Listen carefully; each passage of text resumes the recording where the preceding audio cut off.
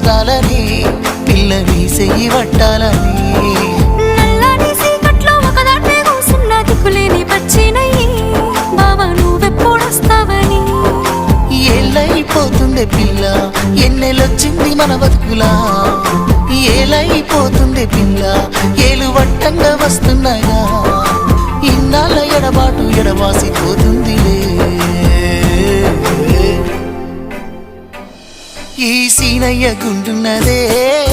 సినదారా నీ కోసము ఈ దూరాన్ని చెరుపుతూ తీరాల తెగిరింది అందాల ఈ మానము